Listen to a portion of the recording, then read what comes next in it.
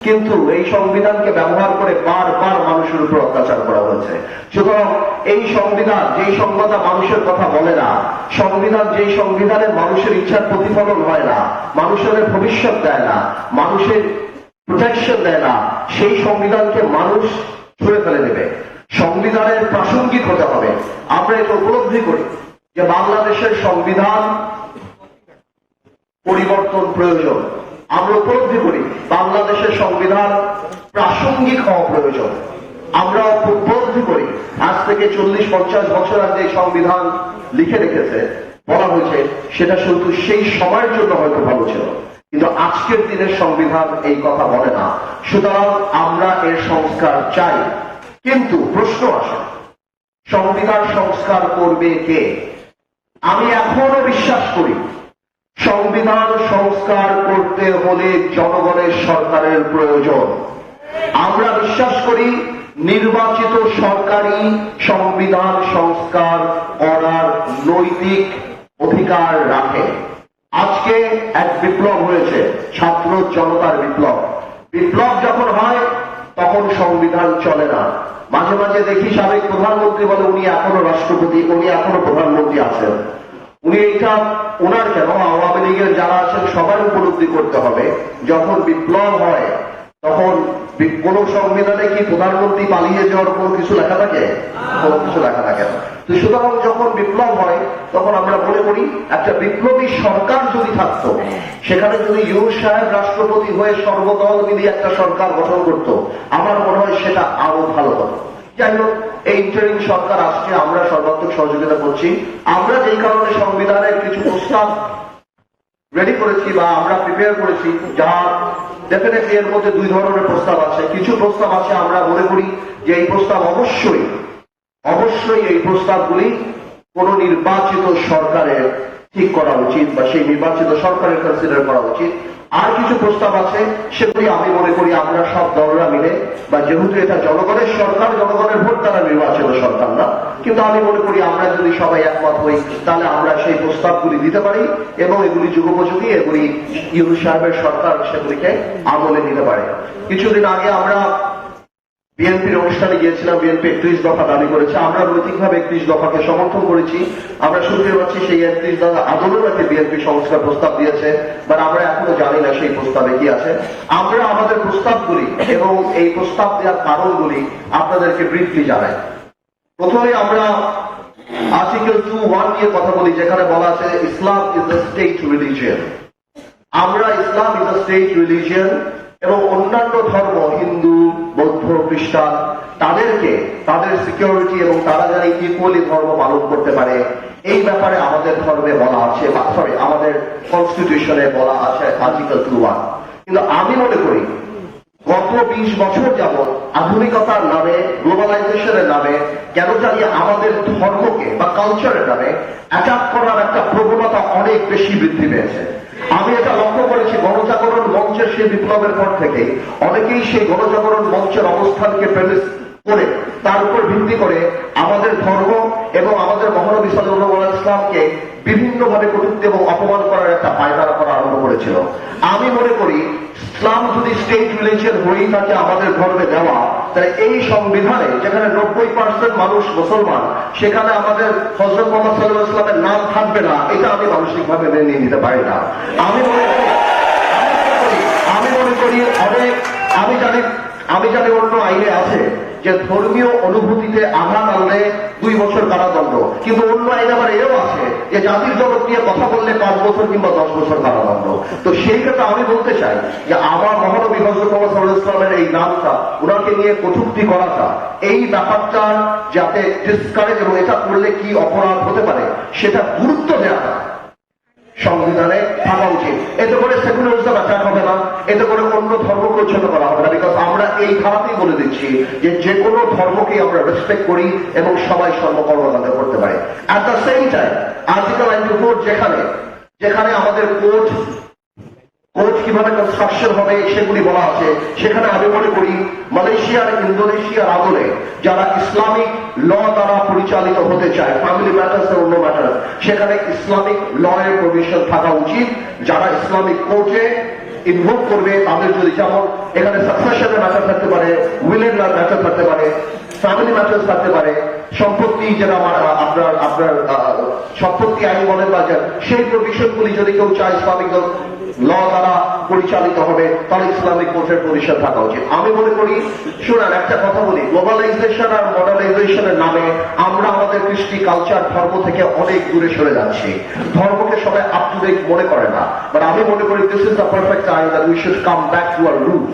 আমাদের কালচার, আমাদের ধর্ম, আমাদের এই জিনিসগুলিকে আমাদের এখন ফিরিয়ে নিয়ে আসা উচিত এবং যথাযথ সম্মান দেওয়ার জন্য সংবিধানে এদের অবস্থান দেওয়া উচিত। এটা আমরা আমাদের এখান থেকে প্রস্তাব জানাচ্ছি। আর্টিকেল 145 ইন্টারন্যাশনাল ট্রিটির কথা বলা আছে, আপনারা যদি দেখেন, আমি মনে করি এইবার 17 বছরে আমরা দেখেছি পার্লামেন্টে কিভাবে দেশ বিক্রির পায়তারা, আদানি চুক্তি থেকে আরম্ভ করে অন্যান্য কিছু। আমি মনে করি যেই চুক্তিগুলি হয় শুধুমাত্র রাষ্ট্রপতির কাছে প্রধানমন্ত্রী যাবে আর নিয়ে আসবে, রাষ্ট্রপতিকে দেখাবে, জনগণের সামনে যে কোনো ইন্টারন্যাশনাল ট্রিটি, আন্তর্জাতিক চুক্তি খোলাখুলি ভাবে জানিয়ে দিতে হবে। পার্লামেন্টের জনগণ জানতে চায় জনগণ কি দিল, জনগণ জানতে চায়। আমি বুঝতে পারি রাজনীতিবিদ হিসাবে যে বিএনপি চেতেই পারে আওয়ামী লীগকে নির্বাচনে আসার জন্য, নাহলে আওয়ামী লীগ পরে বলতে থাকবে যে আমাদেরকে নির্বাচনকে বাদ দেওয়া হয়েছে, এই নির্বাচনের গ্রহণযোগ্যতা নাই, এই নির্বাচন আমরা করলে আমরা জিতে যেতাম। কিন্তু আমি একটা কথা পরিষ্কার করে বলে দিতে চাই, বিএনপি বলুক, শব্দ বলুক, ইউনুস বলুক, গ্রাউন্ড রিয়ালিটি কিন্তু ডিফারেন্ট। যেখানে আমার ভাইদের যেই যেই ডিস্ট্রিক্টে, যেই গ্রামে 15 তারিখ 5 অগস্টে বা এই 17 বছরের রক্ত ছড়েছে, আমার ভাইদের লাশ গিয়েছে, ওইসব জায়গায় আওয়ামী লীগের ক্যান্ডিডেটের যা ভোট চাওয়ার মুখ রাখে না, তাদেরকে কেউ ভোট যেতে দিবে না। গ্রাউন্ড রিয়ালিটি পর্যন্ত আওয়ামী লীগকে বাংলাদেশের মানুষরা ঘর থেকে বের হতে দিবে না রাজনীতি করার জন্য।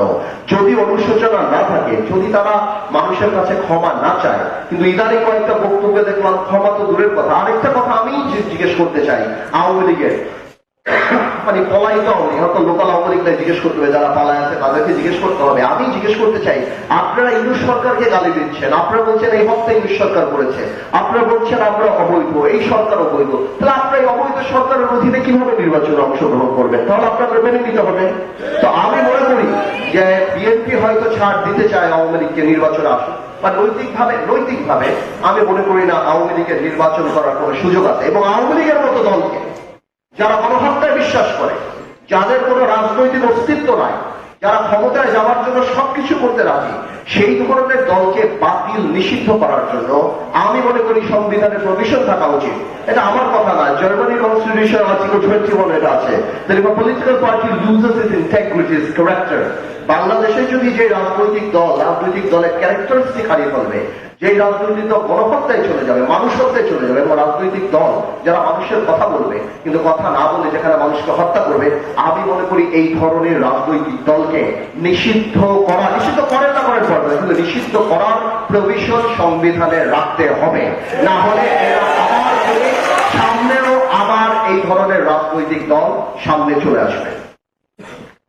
আমি আরেকটা প্রস্তাব দিতে চাই, সেই প্রস্তাবটা হলো, আপনারা দেখেছেন বাংলাদেশের ইতিহাসে যেই পরিমাণ চুরি এই সরকার করেছে, বাংলাদেশের ইতিহাসে সেই পরিমাণ ডাকাতি, চুরি আমরা আগে কখনো দেখিনি।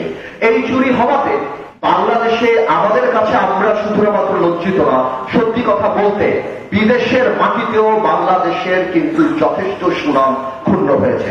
আল জাজিরাতে যখন দেখি যে জাভেদ সাহেবের মতো একজন মন্ত্রী, না সাহেব মানে জাভেদের মতো একজন মন্ত্রী, উনি 300 বাড়ির লন্ডনে করে, আবার 350 বাড়ির দুবাইতে করে, তখন আন্তর্জাতিক ভাবে বাংলাদেশের ভাবমূর্তি নষ্ট হয়। তো আমি মনে করি অর্থনৈতিক রাষ্ট্রদ্রোহিতা আইন এই দেশে এখন পাশ করা উচিত। যাদের দুর্নীতি কর্মকাণ্ডের জন্য বিদেশের মাটিতে বাংলাদেশের সম্মান হেয় হয়, বাংলাদেশের মানুষ ছোট হয়, বিদেশিরা যেখানে বাংলাদেশে ইনভেস্টমেন্ট করার আগে দ্য স্কেল অফ করাপশন যখন দেখে বাংলাদেশের মাটিতে, এবং তারা এই কারণে বাংলাদেশে ইনভেস্ট করতে চায় না, আমি মনে করি এই ধরনের অপরাধীরা কোন নর্মাল চোর না, এরা স্পেশাল চোর, এদের জন্য স্পেশাল আইন থাকা উচিত। এবং এদেরকে অর্থনৈতিক রাষ্ট্রদ্রোহী হিসাবে এদেরকে সেই রকম পানিশমেন্ট দেওয়া উচিত। শুধুমাত্র বিদেশের মাঠে না, দেখেন কিছু চুরি আছে আপনি ব্যাট চুরি করছেন ট্যাক্স করিয়ে, কিন্তু কিছু চুরি আছে when you steal the heart of the people। যেমন আপনি ইলেকট্রিসিটি ক্ষেত্রে যখন চুরি করেন, আজকে আজিজ খান বাংলাদেশি টাকা নিয়ে যে সিঙ্গাপুরে বিলিয়নিয়ার হয়ে গেছে, আজকে এস আলম দাবি করছে উনি সিঙ্গাপুরে নাগরিক। তার মানে বাংলাদেশের 10 লক্ষ কোটি টাকা এতদিন চুরি করছো, ওই সময় তুমি বাংলাদেশি নাগরিক ছিল, আজকে যখন আমরা কিছু করছি এখন তুমি সিঙ্গাপুরে নাগরিক করেছেন।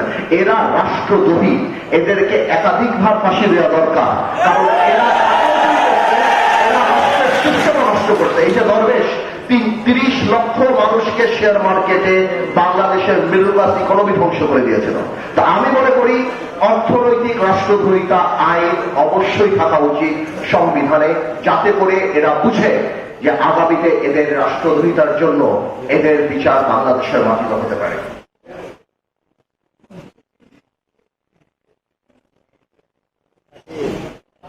আরেকটা ব্যাপারে অনেকদিন ধরে এই জিনিসটা আমার দৃষ্টি আকর্ষণ করছে, তো আর্টিকেল 66 কারা এমপি হতে পারবে। আপনি যদি আর্টিকেল 66 দেখেন, সেখানে বলা আছে এমপি হতে হলে 25 বছর বয়স হতে হবে, এমপি হতে হলে মানসিক ভারসাম্য হওয়া যাবে না, অথবা নৈতিক শৃঙ্খলা জনিত অপরাধে কারাদণ্ড যদি থাকে, অথবা যদি যুদ্ধাপরাধী বা মানবতা বিরোধী অপরাধী হয়, অথবা যদি ডুয়েল পাসপোর্ট হয়।